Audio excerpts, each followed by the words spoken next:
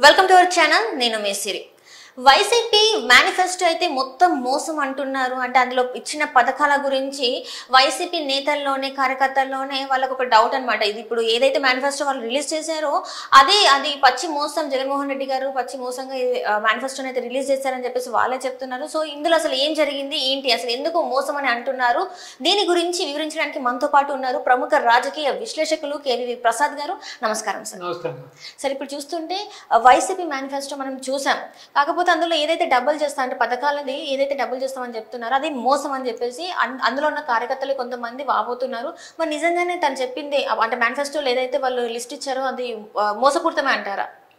100% మోసపూరితం అమ్మా. సో వాళ్ళు చెప్పేది ఏంటంటే ప్రతిదీ కూడా డబుల్ అని చెప్పి జనాల్ని మోసగించడానికి ప్రయత్నిస్తున్నారు.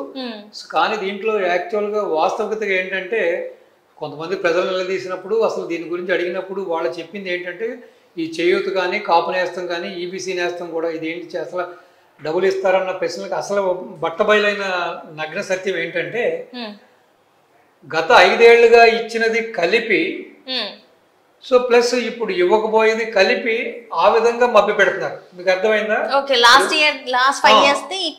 అవును.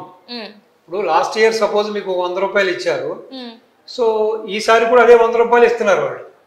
కానీ చెప్పడం ఏం చెబుతున్నారు, మీకు వాస్తవంగా చెప్పేది ఏం చెబుతున్నారు, 200 రూపాయలు డబుల్ చేసి ఇస్తున్నాం అంటున్నారు.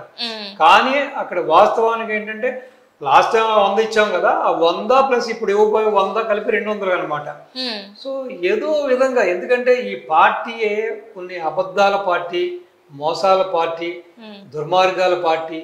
సో ఈ విధంగా ఒక రక్త పునాదుల మీద బయటకు వచ్చిన పార్టీ. ఇంకా వీళ్ళలో విశ్వసనీయత ఏముంటుంది? మాట్లాడితే జగన్మోహన్ రెడ్డి గారు మాటికి చీటికి నేను మాట తప్పను, మడం తిప్పును అంటాడు. అన్నీ కూడా టంగ్ ట్విస్టర్ అనమాట. ఇతను అసలు నాలుకే బహుశా లోపల మనం ఎప్పుడు చూడలే కానీ నోరు తెరిచి చూస్తే తెలుస్తుందేమో. ఆ నాలుక మరి ఎన్ని అష్టవంకరలు తిరిగి ఉంటుందో తెలియదు. కానీ అతను ఏది చెప్పిన దానికి చేసేదానికి పొంతన అనేది ఎక్కడ ఉండదు. మీరు చూసుకుంటే ఇప్పుడు ఆడబిడ్డల్ని, లేడీస్ని అందరినీ మోసం చేశాడు. ఏం చేశాడు? మీ యొక్క భర్తలు, పిల్లలు, మీ తండ్రులు అందరూ తాగి పాడైపోతున్నారు, నేను వస్తే సంపూర్ణ మద్య నిషేధం అన్నాడు. కానీ ప్రజలు ఏమనుకున్నారు, ఏమో నిజంగానే చేస్తాడేమో అనుకున్నారు. ఆ రోజు రామారావు గారు చేశారు కదా, ఆ విధంగా చేస్తాడేమో అని అనుకున్నారు. కానీ అక్కడ వాస్తవానికి చూస్తే సంపూర్ణ మద్య నిజమైనది అనేది ఏంటంటే క్వాలిటీ మద్యం, ఆల్రెడీ మార్కెట్లో ఉన్న మంచి బ్రాండెడ్ మద్యాన్ని పక్కన పెట్టి దాన్ని పూర్తిగా నిషేధించి తన ఓన్ బ్రాండ్స్ ఏదైతే తన జే బ్రాండ్స్ ఉన్నాయో తన జే బ్రాండ్ని తీసుకొచ్చి ఈ రోజున సారా వ్యాపారం చేస్తున్నాడు. సో ఎక్కడ కూడా దానికి ఒక మీకు క్రెడిట్ కార్డు ఉండదు, డెబిట్ కార్డు ఉండదు, పేటిఎం ఉండదు, గూగుల్ పే ఉండదు, ఏముండదు. ప్రతిదీ కూడా ఓన్లీ క్యాష్ అండ్ క్యారీ. అంటే దీన్ని బట్టి అర్థమవుతుంది ఏంటంటే మొన్న కూడా చూస్తే బీజేపీ అధ్యక్షురాలు పురంధేశ్వరి గారు ఆవిడ ఒక వైజాగ్లో ఒక షాపుని పరిశీలించినప్పుడు 1,00,000 రూపాయలు ఆల్రెడీ ఆ షాపులో మద్యం అమ్మి ఉంటే అక్కడ బిల్లింగ్ చేసి పెట్టింది ఓన్లీ 600 రూపాయలకి బిల్లింగ్ చేసి పెట్టాడు. అంటే 94,000 రూపాయలు బ్లాక్. అంటే 94,000 రూపాయలు కూడా తాడేపల్లిలో తన కొంపకి వెళ్ళిపోతుంది. సో ఈ విధంగా ఇన్ని మోసాలు చేసే వ్యక్తి ఈ రోజున మేనిఫెస్టో విషయంలో కూడా మరొక్కసారి ప్రజల్ని రకరకాలుగా మెగా డిఎస్సి చేస్తా అన్నాడు, రాగానే ఉద్యోగస్తులకి అది చేస్తా అన్నాడు, ఇది చేస్తా అన్నాడు, పోలవరం పూర్తి చేస్తా అన్నాడు. ఈ విధంగా ఒకటి కాదు, చెప్పిన మాట ఏది కూడా నిలబెట్టుకోకుండా కరెంటు ఛార్జీలు విపరీతంగా పెంచేశాడు. బాబు గారి టైంలో కరెంటు ఛార్జీలు తగ్గిస్తానన్నాడు. ఈ విధంగా ఒకటి కాదు, అన్ని వర్గాల వారిని, బిజినెస్ పీపుల్ని, అన్ని యువతని అన్ని రకాలుగా మోసం చేసి రాష్ట్రాన్ని రావణ కాష్టంగా మార్చి ఈ రోజున ఎక్కడ చూసినా గంజాయి, ఎక్కడ చూసినా డ్రగ్స్ ఈ విధంగా తయారు చేసి ఎంతోమంది తల్లిదండ్రులకి క్షోభ, ఎంతోమంది బిడ్డలు బలైపోతున్నారు. అలాగే ఈ కల్తీ మద్యం వల్ల రోజుకి ఎన్నో పుస్తకాలు తెగిపోతున్నాయి. ఆ కల్తీ మద్యం వల్ల ఆరోగ్యం పాడై, లివర్ పోయి, లంగ్స్ పోయి, కిడ్నీలు పోయి, హార్ట్ పోయి ఈ విధంగా ఒక పిచ్చివాళ్ళుగా మారిపోయి ఎంతోమంది దగ్గర 5-6 లక్షల మంది చనిపోవడం జరిగింది. సో ఈ మేనిఫెస్టో కూడా అటువంటి మేనిఫెస్టోవే. ఇప్పుడు చెప్పేది ఉంటే బాబు గారు చెప్పినట్టుగా ఇప్పుడు ఆయన ఏం చెప్పారు, బాబు గారు నేను 4,000 రూపాయలు పింఛన్ ఇస్తానంటే పింఛన్ ఇస్తాడు ఆయన. సో ప్లస్ ఏదవుతాయి ఇప్పుడు జూన్, జూలై, ఏప్రిల్, మే, జూన్ ఏప్రిల్ మే జూన్ కూడా కలిపి 1000 లెక్కన మీకు 3000 ప్లస్ జూలైలో ఇవ్వబోయే 4000తో కలిపి 7000 రూపాయలు ఇస్తానని ఆయన చెబుతున్నాడు.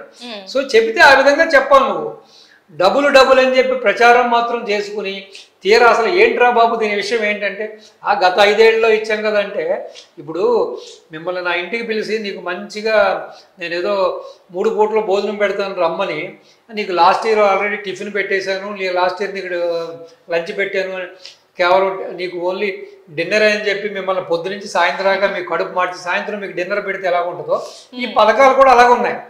ఆల్రెడీ పెట్టాను కదమ్మా, లాస్ట్ ఇయర్ నీకు ఇచ్చాను కదా, నీకు నేను బ్రేక్ఫాస్ట్ తిన్నావు, లంచ్ తిన్నావు, నీకు మళ్ళీ ఎందుకులే అని చెప్పి నిన్ను పొద్దు నుంచి సాయంత్రం వరకు నిన్ను పస్తులుంచి సాయంత్రం మాత్రం కాస్త డిన్నర్కి ఏదో 4 మెతుకులు పెడితే నీ పరిస్థితి ఏంటి? ఈ రోజున ఆంధ్ర ప్రజలను కూడా ఇదే రీతిని మోసం చేస్తున్నాడు ఈ జగన్మోహన్ రెడ్డి. కాబట్టి ఈ మేనిఫెస్టో అంతా కూడా ఎవరు విశ్వసించట్లేదు. ఇది చాలా భారీ మోసం, అన్యాయం, దుర్మార్గం. అంటే ఇక్కడ చూస్తున్నట్టయితే జగన్మోహన్ రెడ్డి గారు చెప్పేది ఏంటంటే, నేనేమి ఎవరిని ప్రజల్ని మోసం చేయట్లేదు, నేను ఏదైతే చేయాలనుకున్నానో ఏదైతే ఇవ్వగలుగుతానో రాష్ట్రంలో ఏదైతే ఉందో అదే ఇస్తున్నాను, అదే చేస్తున్నాను అని చెప్పేసి మేనిఫెస్టో నిజమని చెప్పేసి తను చెప్తున్నారు. మరి ఇందులో వాస్తవం లేదంటారా? వాస్తవం ఎక్కడుందమ్మా? అన్ని అబద్ధాలే కదా, అన్ని మోసాలే కదా. ఇప్పుడు లాస్ట్ టైం కూడా నేను రాగానే నేను పింఛను బాబు గారు సో ఇది 2000 ఉన్నది కాబట్టి నేను ఏదో 3000 అన్నాడు. అటువంటిది 2500 నుంచి 500 పెంచడానికి ఆయన 500 పెంచడానికి 5 ఏళ్ళు గడువు తీసుకున్నాడు ఆయన. అది నిన్నగాక మొన్న పెంచాడు, అది 500 కూడా. సో కాబట్టి ప్రజలు కూడా విశ్వసించే పరిస్థితులు లేరు. రెండోది ఒకటమ్మా, ఎక్కడ కూడా అతను సంపదను సృష్టించట్లేదు.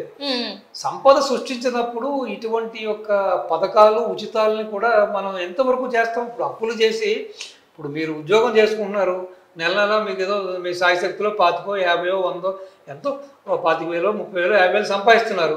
అలా కాకుండా ఎదురింటి వాళ్ళ దగ్గర, పక్కింటి వాళ్ళ దగ్గర, తెలిసిన వాళ్ళందరి దగ్గర అప్పులు చేస్తే ఎంతకాలం మీ జీవనాన్ని గడిపిస్తారు? అదేవిధంగా జగన్మోహన్ రెడ్డి చేసి కూడా అంతే.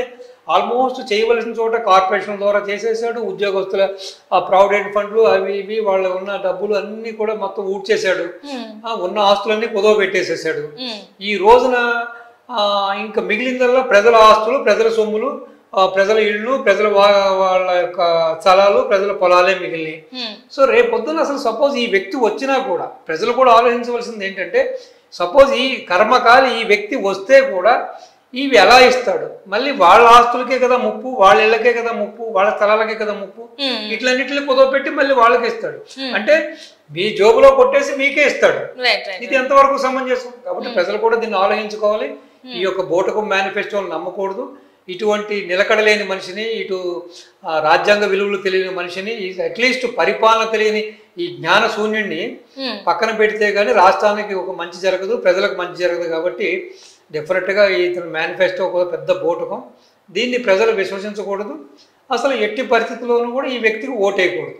రైట్. అంటే ఇంతకుముందు చూస్తున్నట్టయితే లోకేష్ గారు కూడా అన్నారు, ఈ మేనిఫెస్టో కాదు రాజీనామా లేఖ అని చెప్పేసి. నిజంగానే ఇప్పుడు ప్రజలు దాన్ని అలానే అనుకుంటున్నట్టు? 100% రాజీనామా లేఖ కాదమ్మా, మన హ్యాండ్స్ అప్ అంటాం కదా. ఇప్పుడు కొన్నిసార్లు మనకి ఏదైనా క్రికెట్ మ్యాచ్ కానీ బాక్సింగ్ చేరినప్పుడు ప్రత్యర్థి చాలా అగ్రెసివ్ గాను, చాలా లేకపోతే బలంగాను ఉన్నప్పుడు ఆల్మోస్ట్ అక్కడ మనకు తెలిసిపోతూ ఉంటుంది ప్రస్ఫుటంగా, ఈ మ్యాచ్ తేలిపోయిందిరా, ఇది ఈ టీం నగ్గుతుంది లేకపోతే ఈ వ్యక్తి నగ్గుతాడు అని చెప్పి. ప్రస్తుతం టీడీపీ మేనిఫెస్టో ముందు ఈ మేనిఫెస్టో తేలిపోయింది. సో అక్కడ ఆ కూటమి యొక్క మేనిఫెస్టో చాలా బలంగా ఉంది. కాబట్టి వీళ్ళు ఆల్రెడీ హ్యాండ్స్ అప్, అది రాజీనామా పత్రం కాదు, హ్యాండ్స్ అప్ అంటే. సో ది గివెన్ అప్, ఓటమిని పరోక్షంగా అంగీకరించుకున్నాడు YS Jaganmohan Reddy and team. వాళ్ళ మేనిఫెస్టో ద్వారానే వాళ్ళ ఓటమిని వాళ్ళే చెప్పేశారు. Right sir, right. Thank you so much sir. నమస్తే అమ్మా, థ్యాంక్ యూ.